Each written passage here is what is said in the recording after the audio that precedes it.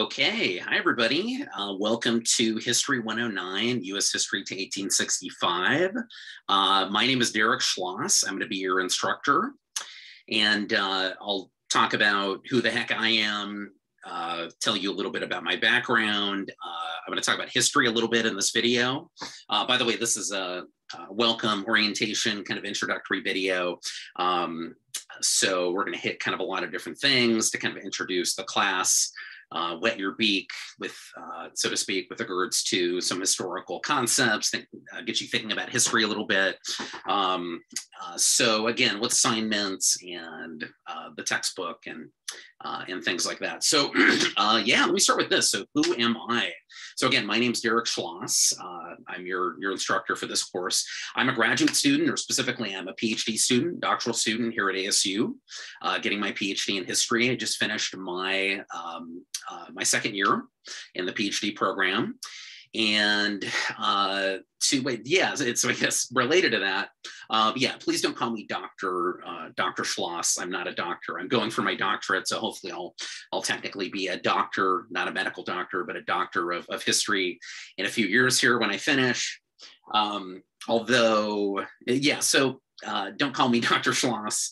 I think honestly, even if and when I finish my PhD, and technically people could refer to me as Dr. Schloss, I think I'll find that weird and odd, because to me, a doctor is a medical doctor. It's just a little bit weird to be a doctor of history. So certainly before that title has been officially bestowed on me, it feels especially odd to be called that. So anyway, it's really up to you. You can call me Mr. Schloss. You could refer to me just as Derek, kind of whatever you're more comfortable with. Really, it's up to you. Okay, so yeah, what am I studying? I'll talk about this briefly. I'm sure a lot of you don't really care. Maybe a few of you guys do, but basically, I'm studying here at Arizona State. I'm studying early American economic history and the history of capitalism, and those two things are very much related to each other. And more specifically, so my idea for my dissertation, and I'm only just ending my second year, so this could change. Probably will change to a certain extent, but what I'd like to do is look at merchants in the early to mid 19th century United States, and look at basically how merchants, all these changes that are happening in the early 19th century, forced merchants to evolve, to transform, facilitated a decline for many merchants as well. So really how this merchant transformation that took place in the early 19th century intersected with the rise of American capitalism, things like the proliferation of banks and insurance companies and corporations, standardized paper money, that kind of thing. So that's basically what I'm interested in: early American economic history, history of capitalism, etc. So my background. So I lived my entire life up until the last, basically almost 2 years ago, in California. So I was actually born in Long Beach, California. I'm not going to say when exactly I was born. Don't want to date myself, but yeah, so I was born in Long Beach, California. I spent most of my life in Southern California. I guess about 13 or 14 years, I moved with my now wife to the San Francisco Bay Area, Northern California. And we spent, about 12 years there. And then I decided to get my PhD in history.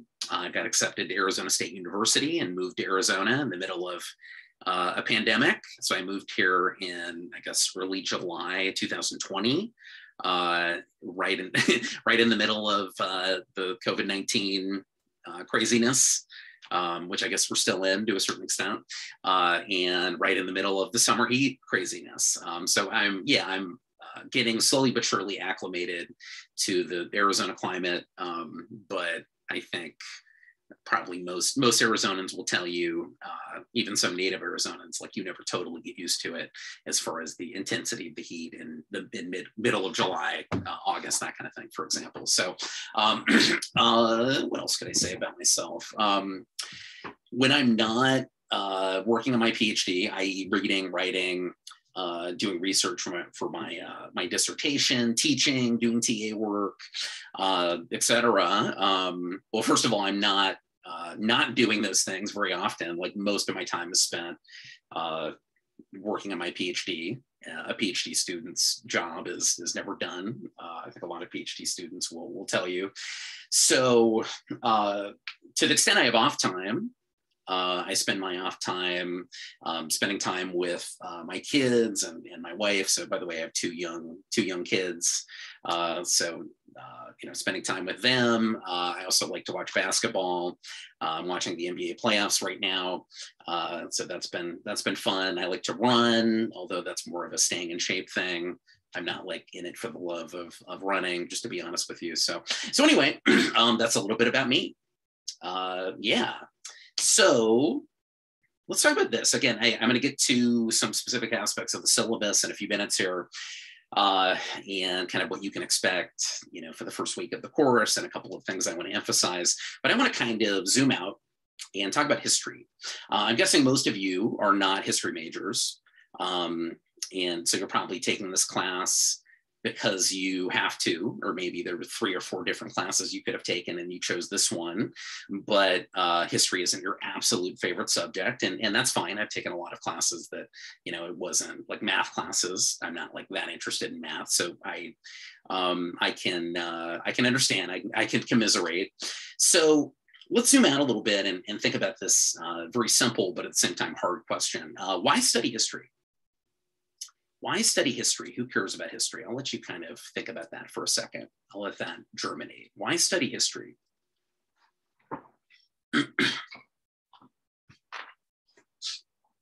Why is history important? Who cares, right?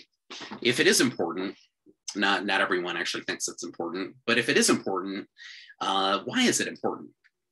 So different people, regular people that are just interested in history, as sort of a hobby, all the way up to historians, right? Have strong opinions about this. There's lots of different ideas for why someone should study history, why history is important. So the most common one I've heard is some version of the following: those who ignore the past are doomed to repeat it. Right? Those who ignore the past are doomed to repeat it. And kind of embedded, inherent, implied in this idea is an idea of an assumption that history repeats itself, right? And I'll get back to that in a second. So those who ignore the past are doomed to repeat it. I think there's a lot of truth to that. I think every historian would agree that there's a lot of truth to that. And definitely there's a danger. I would certainly agree. If you don't know what happened in the past, especially negative, bad, terrible things that happened in the past and how those things came about, then it would seem to make it more likely that it could happen in the future, right? So I would agree to a large extent. Those who ignore the past are doomed to repeat it. But I think studying history, the impetus for studying history, the motivation, the reasons to study history, the reasons why it's important go beyond this idea. And again, embedded in this idea of those who ignore the past are doomed to repeat it, however true that is, right, is this idea that history repeats itself. And it's true that history repeats itself sometimes. It's also true that many times history does not repeat itself. Things happen that are totally unprecedented and unexpected. And I'm going to come back to that. I think there's lots of good examples of that. So I think this history repeats itself idea is problematic. I want to kind of problematize that to a certain extent. Another reason history aficionados will tell you that history is important is because of the stories. Or at least history is exciting. History is interesting because of the stories, right? The truth of what happened in the past is often stranger than fiction. So the most creative, innovative, scientific writer couldn't make up a lot of things that happened in the past.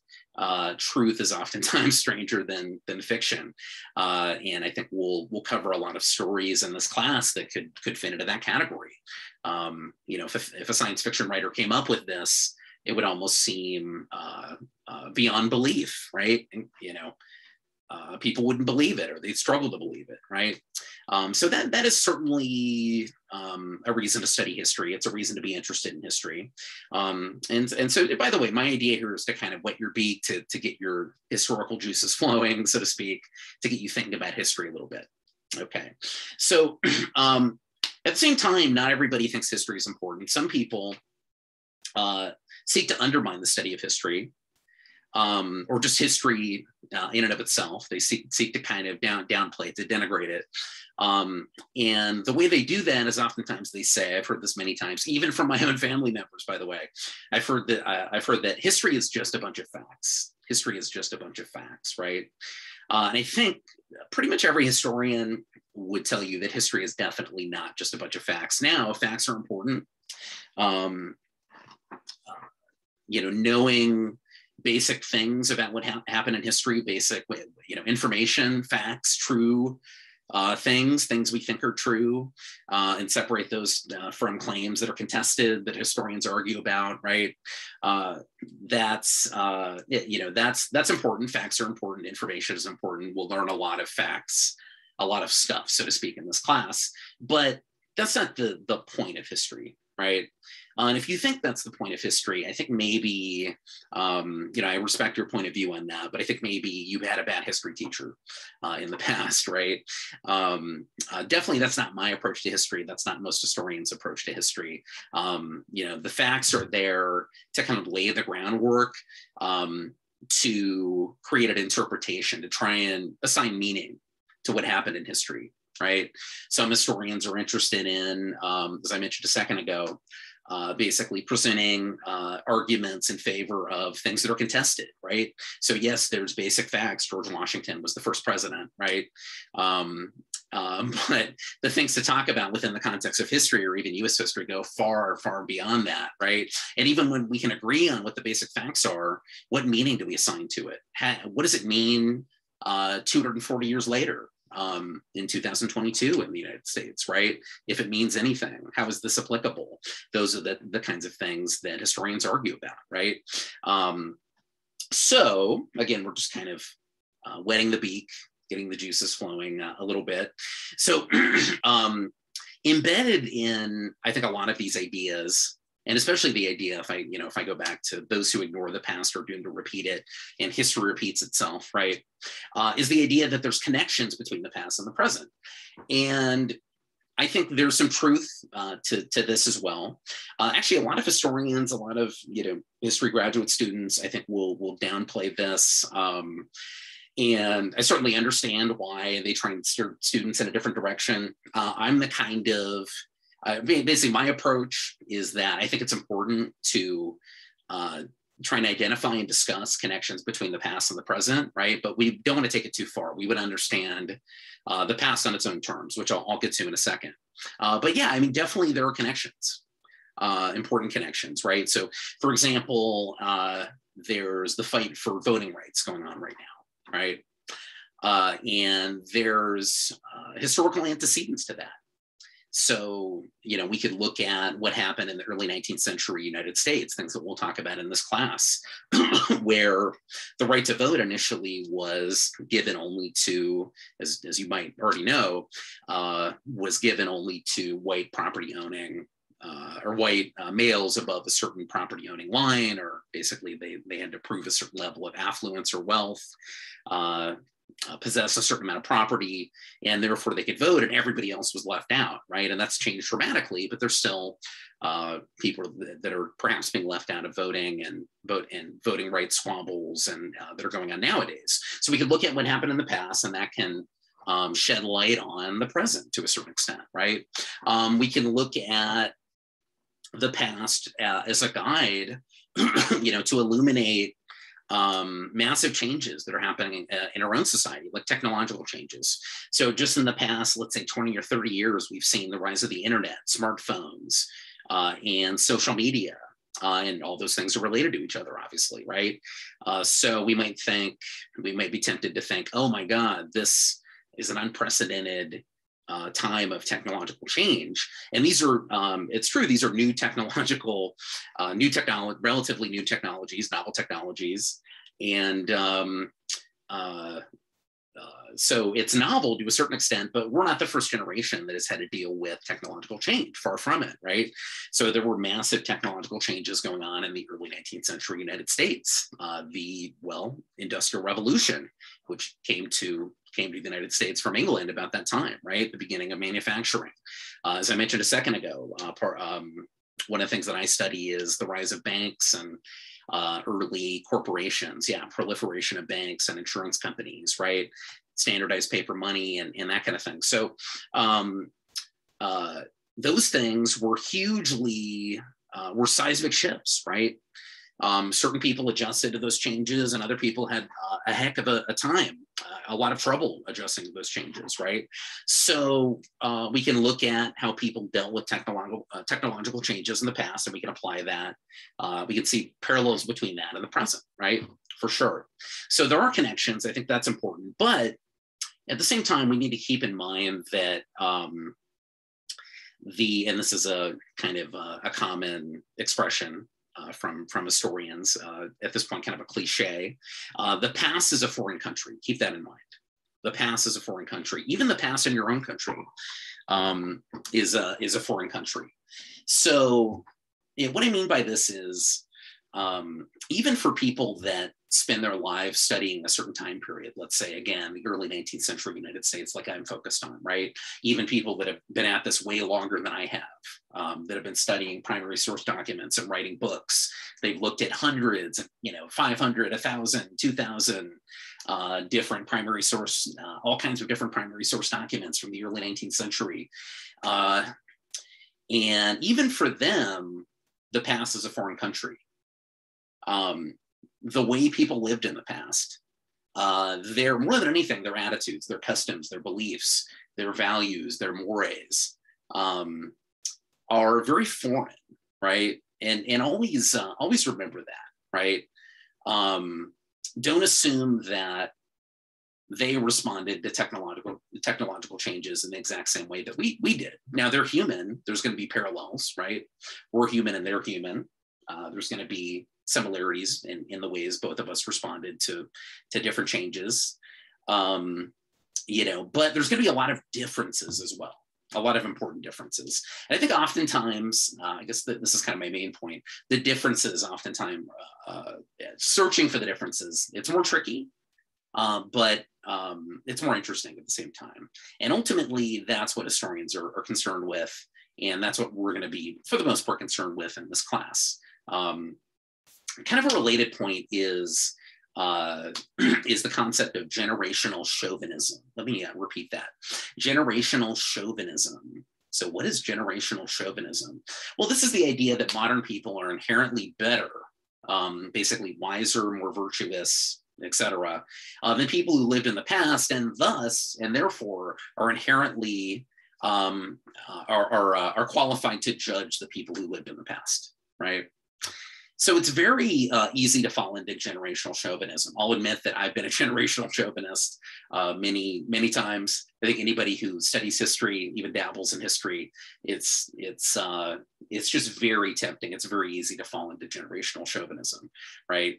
Especially when it comes to a topic like slavery. And we'll talk a lot about slavery in this class. When you talk about U.S. history to 1865, you've got to spend a lot of time on slavery. And 1865, what happened in 1865? Well, that was the end of the Civil War, and that was the end of slavery via the passage of the 13th Amendment, officially freeing the slaves, right? And so slavery is a hard thing for modern people, including myself, to wrap our heads around. How could someone own slaves? How could someone think that's okay, right? How could someone, even who didn't own slaves, not do everything in their power to stop slavery, right? So I think, and I'll spend more time on this once we get into slavery in the specific context of U.S. history and more precisely. But I would just submit that we can hold two thoughts simultaneously, in our head simultaneously. So on the one hand, slavery is wrong, obviously. So we can believe that slavery is wrong in 2022. Slavery was wrong back then, unequivocally, right?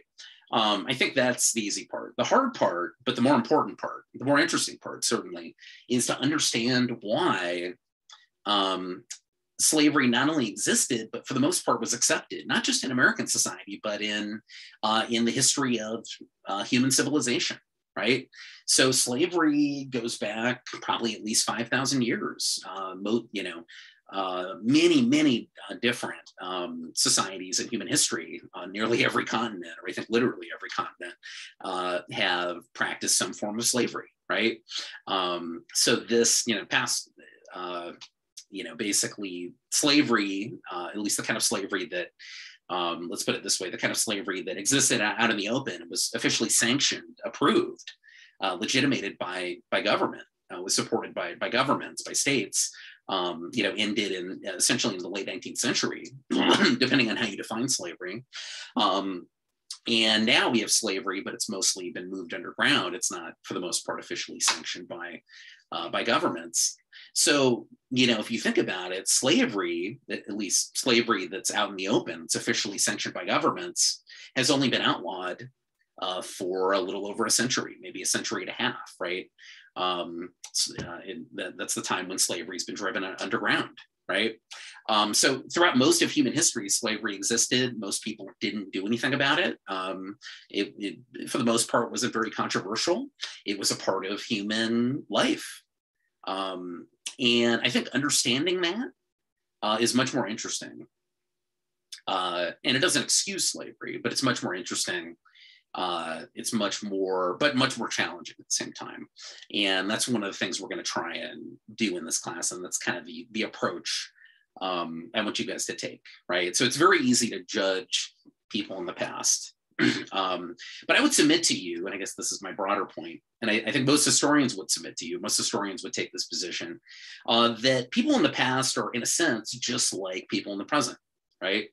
In an important sense. So, but besides being heavily influenced by genetics and biology, people in the past and people in the present, and us, right, are heavily influenced by the customs, values, attitudes, beliefs, and established institutions of the time period in which they lived, right? That really informs these customs, these values, these beliefs, inform their attitudes, right? And again, I'll talk more about that once we get into slavery within a certain, a specific historical context. But again, we're just kind of introducing these concepts, these topics, getting you thinking, hopefully thinking critically about this a little bit. Okay, so as for the history repeats itself idea, although there's undoubtedly a lot of truth to this, I would say that it's problematic for this reason.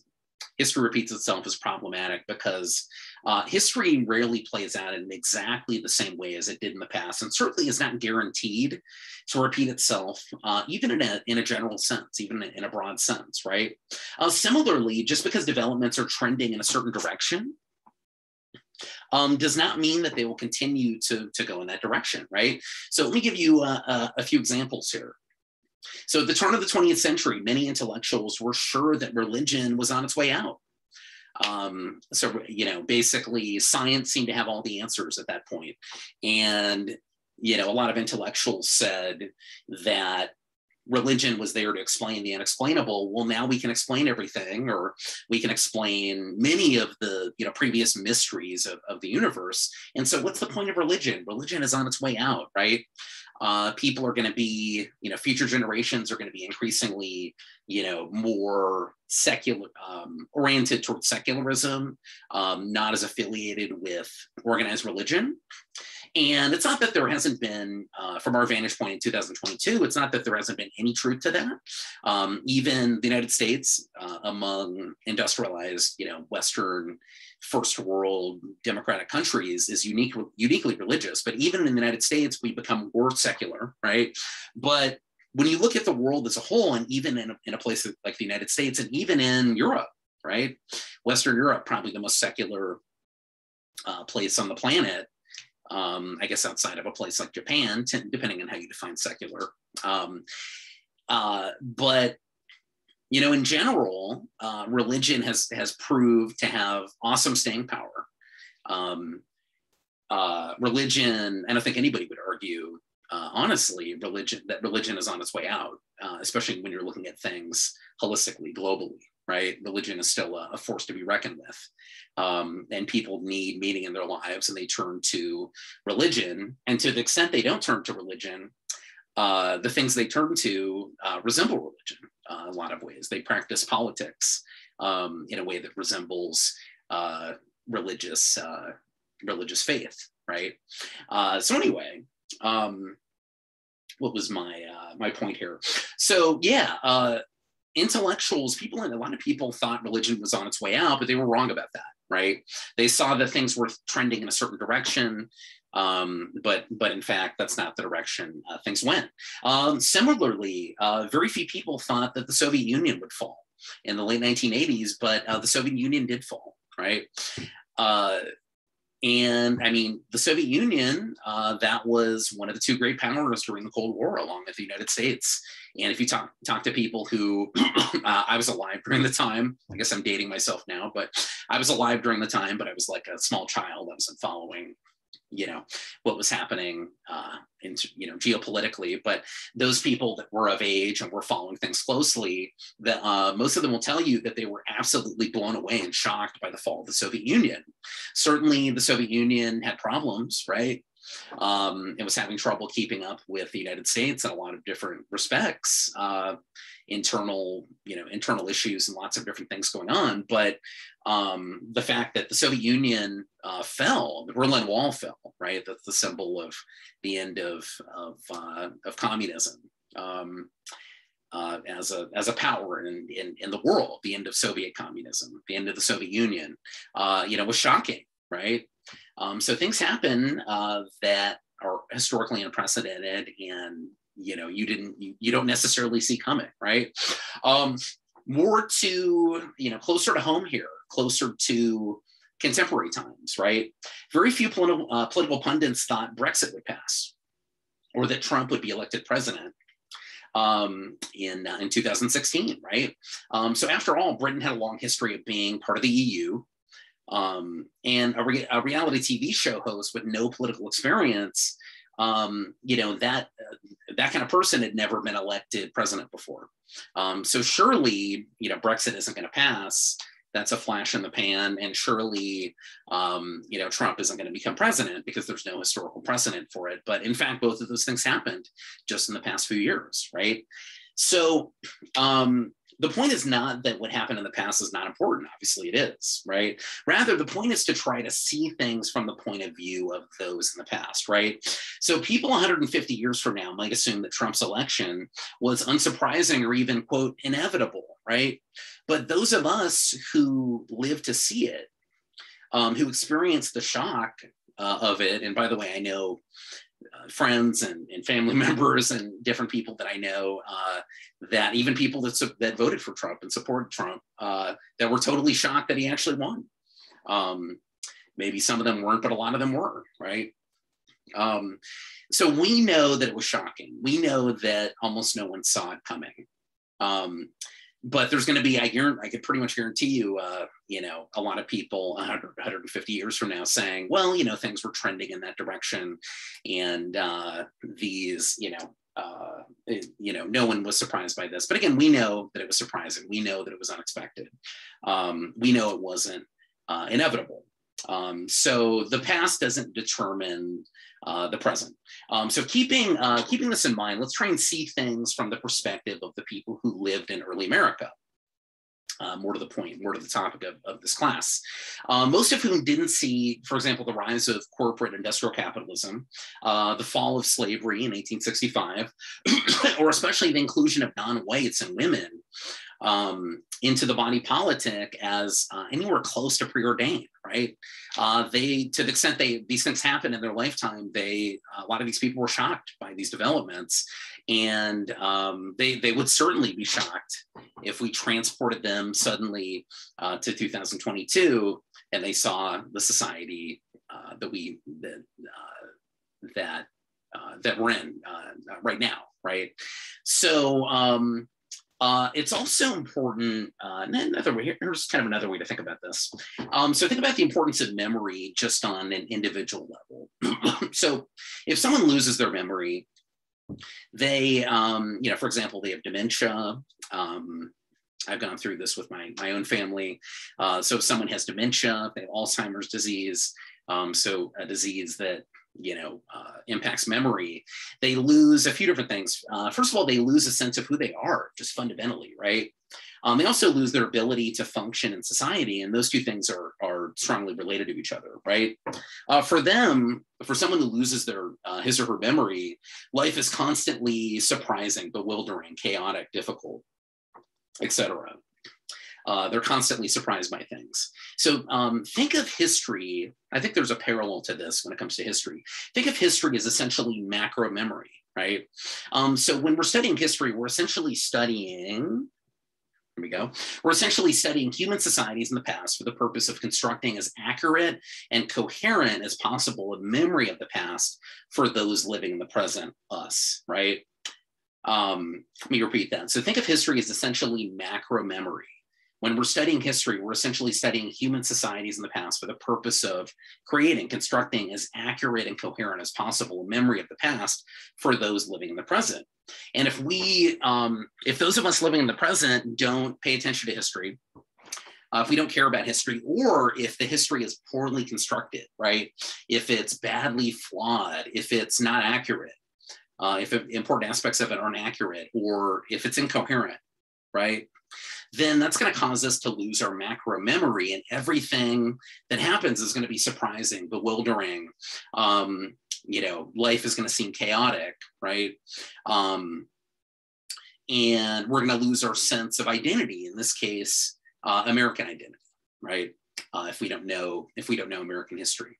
So my goal, to kind of get to the point here, my goal, simply put, is to stimulate critical thinking about America's past for the purpose of helping you all, the students in this class, become better citizens in a democratic society. Self-government, democracy, which is what we're supposed to be practicing here in the United States. We have trouble with it, but that's kind of the whole point here, right? So self-government, democracy, requires a well-informed and thoughtful citizenry. So if you are a person in an authoritarian society, then decisions are made for you for the most part, right? So you don't really get to vote, or your vote doesn't really count.